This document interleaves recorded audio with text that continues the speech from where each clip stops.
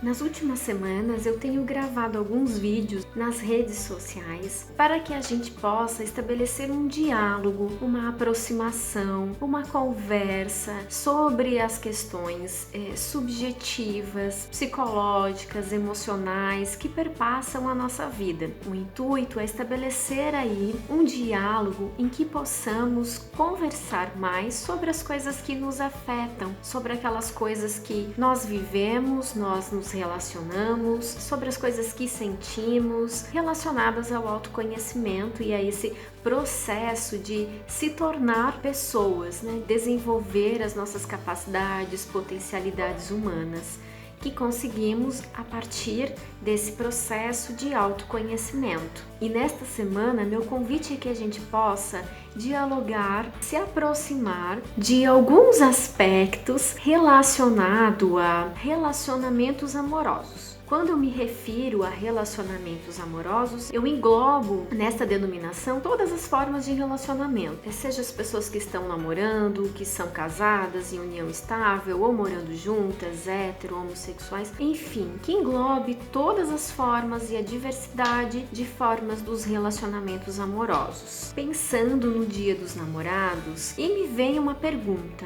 como iniciar uma vida juntos? Como fazer para dar certo? Como eu posso contribuir com esta resposta, que não é simples, que não é única, que não tem como ser uma receita, mas que podemos pensar sobre alguns pontos para compreender, para realizar nas relações amorosas, principalmente nesse momento agora falando dos namorados, que podem dar uma base, que podem formar aí um início de uma relação mais duradoura, ou de uma relação que o casal sinta-se à vontade e desenvolve uma forma íntima, saudável de se relacionar. Os tempos mudaram e hoje existem muitos casais de namorados que buscam o aconselhamento psicológico não porque tem um problema ou algo grave para resolver na relação, mas que pretendem, que têm por objetivo desenvolver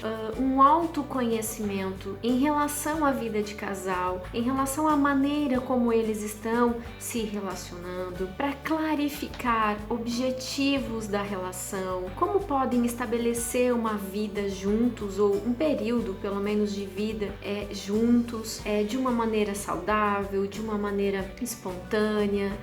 Então tem se tornado cada vez mais frequente, né, casais de namorado buscando aí se conhecer melhor, buscando formas de ter um desenvolvimento relacional diferente, saudável, bacana para a constituição dos objetivos de uma vida juntos. Estamos vivendo um tempo, um momento, né, em que os relacionamentos não são mais encarados como um tabu. É claro que ainda há preconceito, hostilidade, estigmas em relação a uma separação, por exemplo, ou a uma união estável, ou simplesmente o casal que decide morar juntos, ou se relacionar, né, ter um casamento, ter uma relação amorosa e viver em casas separadas. Então, casar e viver felizes para sempre, onde as pessoas em alguns casos tinham medo de pensar em separação, em refletir sobre como estava a relação, porque existia aí muitos preconceitos, muitas questões sociais que delimitavam estas possibilidades relacionais. Hoje a gente não vive mais tão fortemente essas características, esses tabus de não poder ter a liberdade de decidir sobre a sua própria relação. Hoje nós vivemos num mundo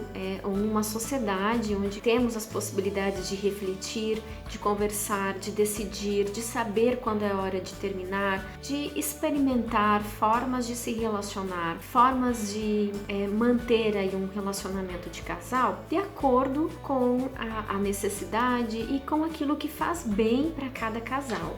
Atualmente nós temos muitas pessoas que estão escolhendo viver sozinhas ou que passam mais tempo das suas vidas solteiras. Então são as novas configurações sociais e jeitos de viver que permitem ou que dão uma abertura maior para que as pessoas tenham maior autonomia de decidir sobre as suas vidas, sobre seus aspectos emocionais, sobre as suas relações, né?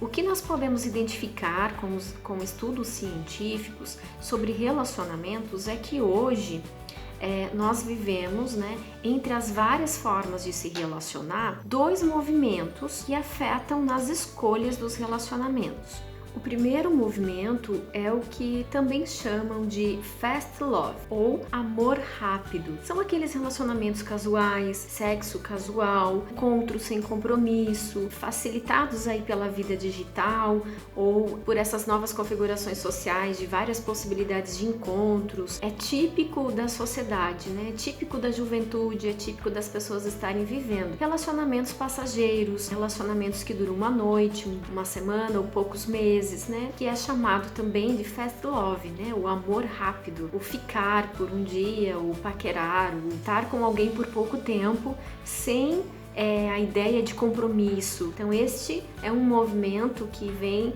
acontecendo, que está presente na vida dos jovens, na vida das pessoas, sobre relacionamentos na atualidade. E o segundo movimento que a gente vê presente é quando os jovens buscam ou têm estabelecido prioridades nas suas vidas e quando buscam ou quando decidem buscar uma relação, um relacionamento, tem por objetivo algo mais duradouro, algo onde que os laços afetivos se tornam mais fortes, fundados aí no companheirismo, no afeto, no diálogo, na troca de experiências de vida.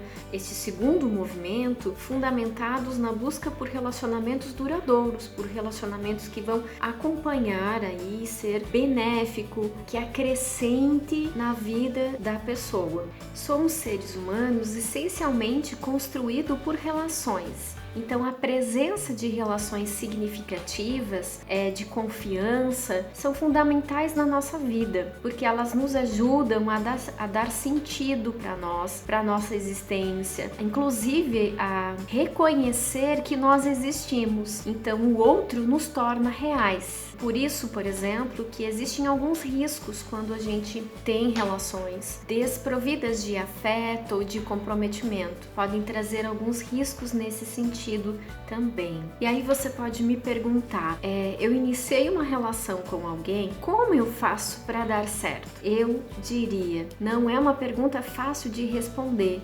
E também não tem como dar uma receita de um relacionamento que vá dar certo. Mas existem alguns pontos que podemos refletir, que podemos dialogar e que podem auxiliar, sim, num relacionamento de uma forma que possibilite que ele seja mais saudável, que ele seja mais equitativo. Primeiro aspecto que podemos refletir é sobre as expectativas que criamos diante do outro na relação versus realidade daquela relação e realidade de quem é o outro da relação. Quando a pessoa inicia um relacionamento ou já está em um relacionamento, tem algumas perguntas que são importantes de serem feitas, de serem realizadas, que tem a ver com a questão da expectativa versus realidade da relação. O que cada um dos parceiros espera da relação? Quais são as expectativas de um em relação ao outro? Que lugar esse relacionamento ocupa na minha vida? Ele é o centro da minha vida? Ele é só mais um aspecto da minha vida? Eu devo estar numa relação? Então são perguntas que vão auxiliar a refletir, a fazer uma autoanálise sobre essas expectativas que podemos criar em relação ao nosso parceiro e ao relacionamento em si.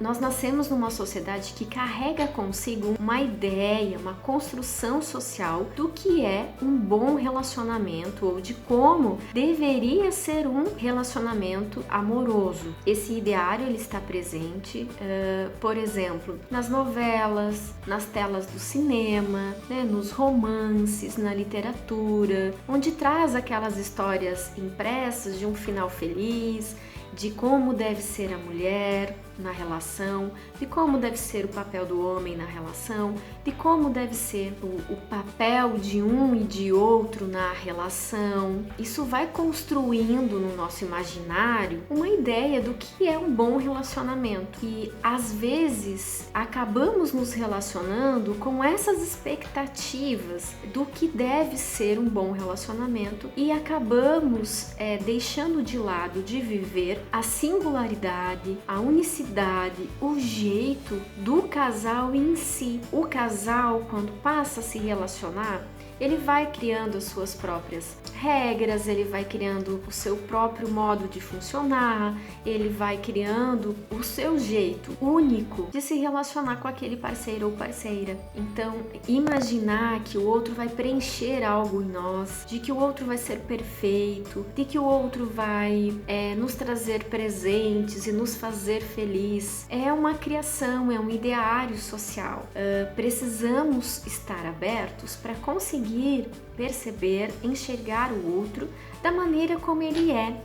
Até porque não podemos sobrecarregar, fazer com que o outro tenha uma responsabilidade tão grande e fora das condições, inclusive humanas, de se relacionar, que é essa expectativa de que o outro será perfeito, de que o outro vai fazer tudo que eu quero, vai responder aí a todas as minhas expectativas de uma relação. Então a gente precisa estar atento a quais são as nossas expectativas que estão presentes, que vieram dessa educação emocional, social que tivemos ao longo da vida, atrelada a uma construção de que precisamos corresponder a certos papéis para que dê certo. Então, avaliar essas expectativas e estar aberto para conviver com o que é real, com a realidade, com aquilo que está presente na relação, com aquilo que dá certo e com aquilo que precisamos melhorar e com aquilo que não combinamos, mas podemos pensar, refletir e acordar sobre isso na relação.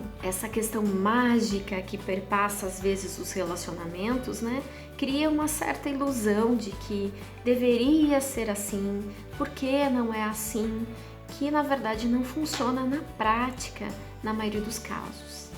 É importante reconhecer essas expectativas para que possamos enxergar como o nosso parceiro é e como gostaríamos que ele fosse, ou ela, nosso parceiro ou parceira. Então, na medida que a gente vai tomando consciência de nossas expectativas, muitas vezes irrealizáveis numa relação, poderá diminuir as frustrações, as insatisfações, as críticas negativas da relação.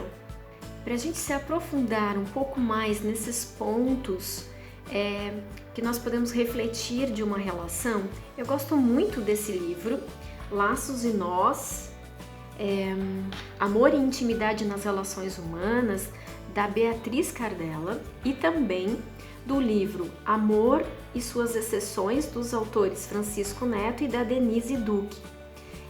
Esse eu tenho na modalidade impressa e o outro eu tenho no Kindle. Eles são livros que nos ajudam a pensar sobre esses pontos relacionais, esses pontos do relacionamento amoroso, para constituirmos aí uma relação mais próxima, mais íntima, mais saudável com o nosso parceiro ou parceira.